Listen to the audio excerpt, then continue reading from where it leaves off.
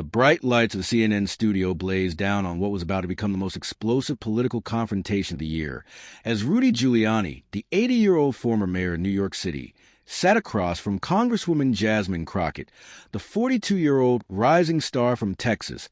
What began as a routine political debate was about to turn into a complete demolition Giuliani had just finished attacking. Crockett's credentials calling her another inexperienced voice trying to tear down.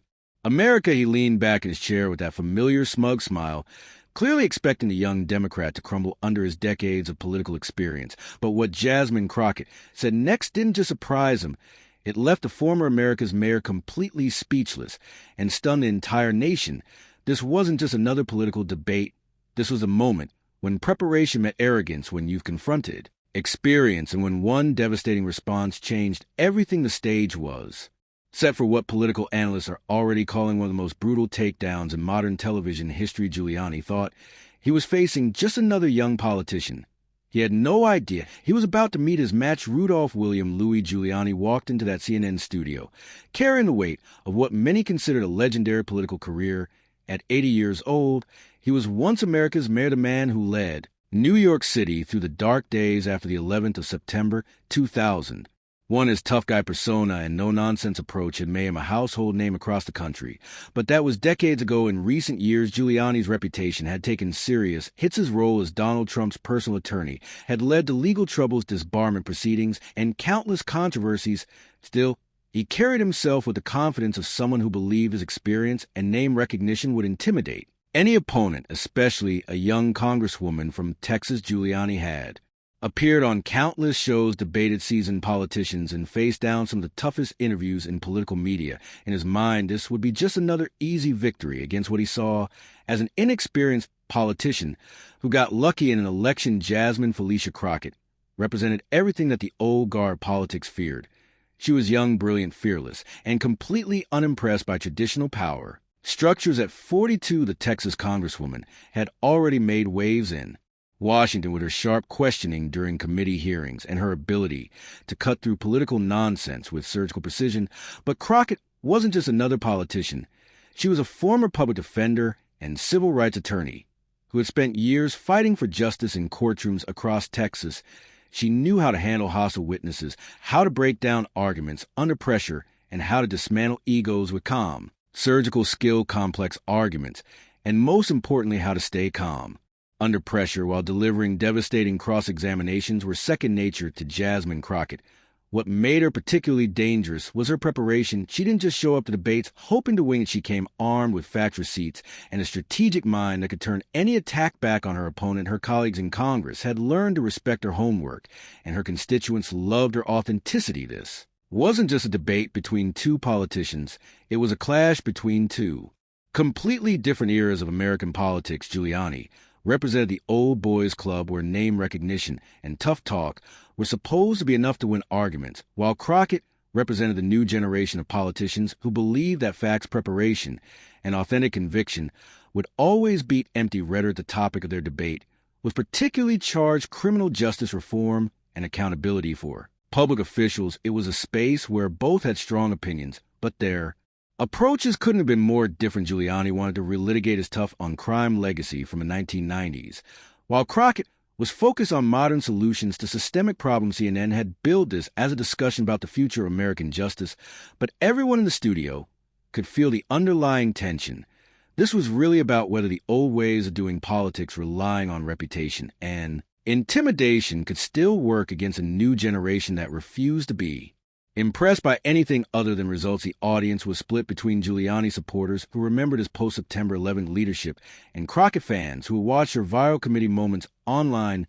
Both sides were ready for their champion to dominate, but only one would leave the studio victorious. Your little committee moments might play well on social media, but this is the real world. This is where grown-ups make actual decisions that affect real people's lives. Giuliani scoffed, leaning in, but Crockett remained perfectly calm, though those who knew her well could see the slight tightening around her eyes that meant she was about to unleash something devastating. Mr. Giuliani, since you want to talk about the real world and grown-up decisions, maybe we should discuss some decisions you've made more recently. Should we talk about your legal troubles, your involvement in spreading election misinformation, or maybe we should discuss how you spent the last few years? The Studio fell silent. Even the camera operators seemed to sense that something significant was about to happen. Giuliani's confident smirk faltered for just a moment before he tried to regain his composure.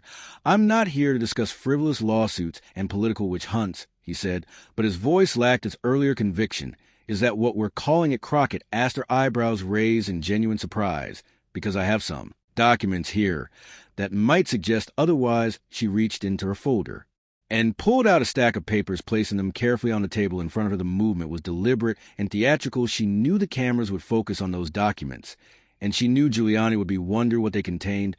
But before we get to that, she continued, "Let me address your point about experience and tough decisions. You're absolutely right that this is the real world, and that real decisions affect real people. So let's talk about some real people, shall we?" The moderator tried to regain control of the interview, but both participants ignored him. The tension in the studio was electric, and everyone could sense that they were witnessing something special. Giuliani was no longer leaning back confidently in his chair.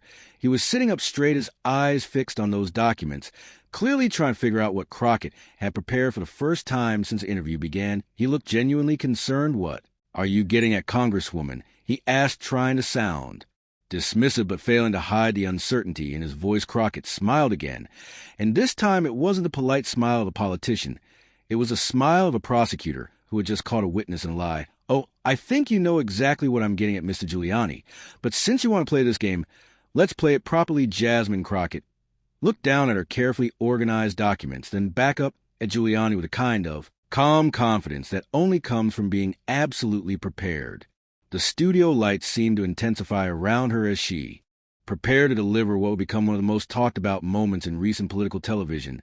"Mr. Giuliani, you spent the last 15 minutes questioning my experience and suggesting that I don't understand the real-world consequences of criminal justice policies. You've implied that my work as a public defender was somehow less valuable than your work as a prosecutor and mayor. So let me ask you a direct question." She paused, letting the silence thicken just enough to make Giuliani shift uncomfortably in his seat. The tension continued to build as every camera in the studio remained focused on her, and even the crew members had stopped what they were doing to listen. "In your opinion, should public officials be held to the same standards of justice as everyone else? Or do you believe that certain people, perhaps those with political connections or famous names, should be treated differently by our justice system?" Giuliani shifted uncomfortably in his seat. The question seemed simple enough, but something about the way Crockett asked it made him suspicious. "Of course, everyone should be held to the same standard," he replied, trying to sound confident. "Justice is blind. As they say, that's been my philosophy my entire career." "I'm glad to hear you say that," Crockett responded, her smile widening, "because that brings me to something I think our viewers will be very interested to discuss." She picked up the first document from her stack, holding it so the cameras could see it clearly. "This is a court filing from the State Bar of New York dated just 6 months ago.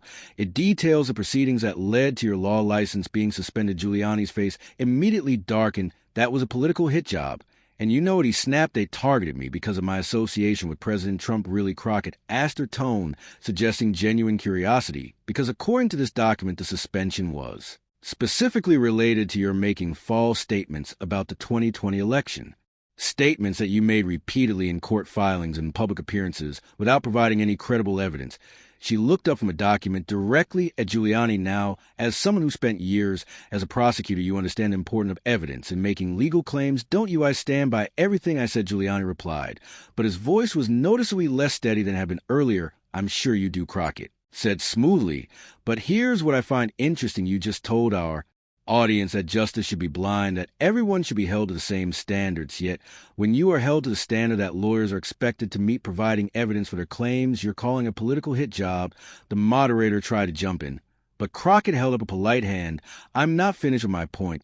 If you don't mind, you see, Mr. Giuliani, this is exactly what I mean when I talk about the difference between tough talk and actual accountability. You spent this entire interview questioning my credentials and experience, but let's examine yours for a moment." Crockett picked up another document. "This is from the January 6th committee report. It documents your role in the events leading up to that day, including phone calls you made and statements you encouraged." Giuliani's hands were now visibly shaking slightly.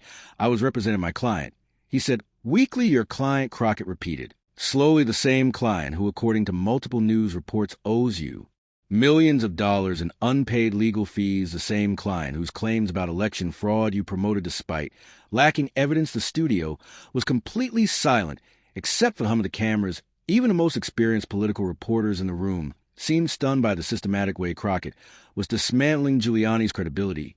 But here's the part that really troubles me. She continued, her voice taking on the tone of a prosecutor delivering a closing argument. You came here today to lecture me about experience and toughness and making real decisions that affect real people. But your recent decisions have affected real people too. How did Crockett's voice soften slightly? But her words became even more powerful. Let's talk about Ruby Freeman and Shay Moss, two election workers in Georgia, whose lives were turned upside down after you repeatedly named them and made false accusations about their conduct during the 2020 election. Giuliani tried to interrupt, but Crockett's voice rose slightly, maintaining control of the moment.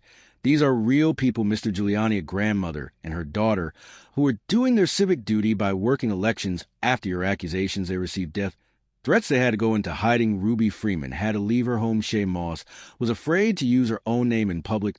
The cameras captured Giuliani slumping in his chair, his earlier aggressive posture completely gone. You want to talk about tough decisions in real world consequences? These women are living with the consequences of your decisions every single day. And when they sued you for defamation, what did you do? Did you stand by your accusations?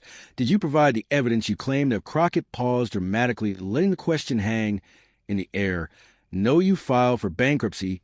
You try to avoid accountability through legal maneuvering rather than standing behind your words. So when you sit here today and question my experience, when you suggest that I don't understand real consequences, I have to ask, what moral authority do you have to make those judgments? Crockett's voice was now filled with controlled passion, the kind that comes from genuine conviction rather than political theater.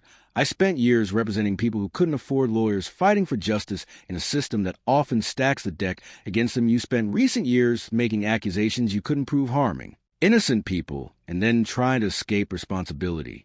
When the consequences caught up with you, she looked directly into the camera, addressing the audience at home. This is exactly why we need criminal justice reform, not because we're soft on crime, but because we believe that everyone, regardless of their political connections or their fame, should be held accountable for their actions.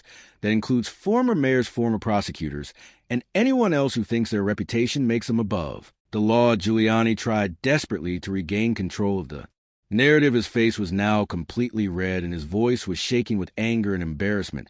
This is exactly what I'm talking about. You know where. And 2222, he shouted, pointing an accusatory finger at Crockett. You're attacking me personally instead of debating the issues. This is character assassination. But Crockett remained completely calm.